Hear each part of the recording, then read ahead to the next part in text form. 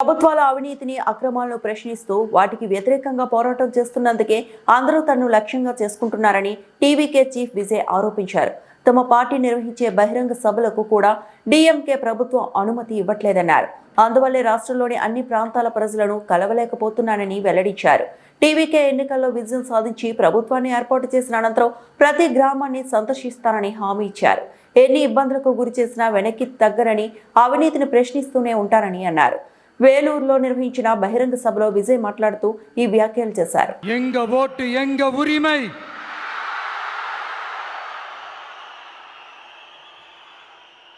எங்களை யாரும் விலைக்கு வாங்க முடியாது.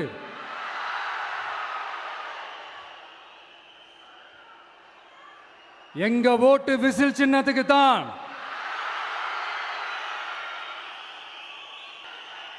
கொஞ்ச நாளைக்கு முன்னாடி நம்ம ஸ்டாலின் சார் ஒரு உருட்டு ஒன்று உருட்டினாரு, நீங்கள் கேள்விப்பட்டிருப்பீங்க. இப்போ வரப்போகிற எலெக்ஷன் எதுக்கான எலெக்ஷன்? நம்ம சட்டமன்ற தமிழ்நாடு சட்டசபைக்கான ஒரு தேர்தல் இல்லையா? இதே தமிழ்நாட்டுக்கும் டெல்லிக்குமான ஒரு எலெக்ஷன் அப்படின்னு சொல்கிறாங்க. இன்னும் கொஞ்சம் மேலே போய் தமிழ்நாட்டுக்கும் என்டிஏவுக்குமான ஒரு எலெக்ஷன் அப்படின்னு சொல்கிறாங்க. என்ன சார், டெல்லியில் ஏதாவது நிற்க போகிறீங்களா? அப்புறம் ஏன் தமிழ்நாட்டுக்கும் டெல்லிக்குமான ஒரு எலெக்ஷன் சொல்கிறீங்க?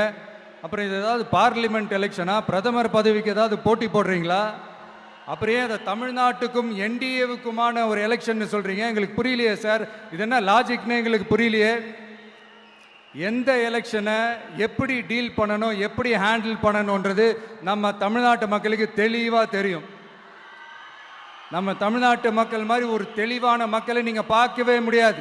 சூப்பர் கிளாரிட்டியோட சூப்பர் மக்கள் சார் நம்ம மக்கள். இந்த போருக்கு போகிறதுக்கு முன்னாடி தான் இந்த படை பரிவாரங்களோட போவாங்கன்னு கேள்விப்பட்டிருக்கிறேன்.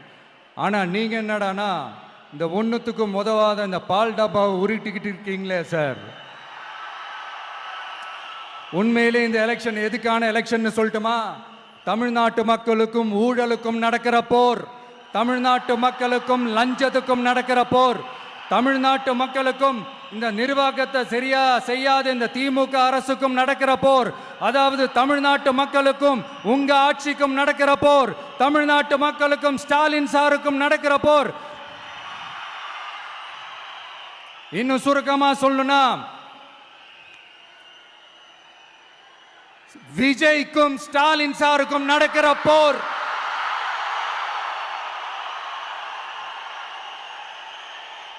இதுக்கு நடுவுல இந்த என்டிஏ, டெல்லி, இதெல்லாம் என்ன லாஜிக்னே புரிய மாட்டேங்குது சார். தமிழ்நாடு தான் விஜய், இந்த விஜய் தான் தமிழ்நாடு. தூய சக்தி டிவிகேவுக்கும் தீய சக்தி டிஎம்கேவுக்கும் தான் இந்த போர்.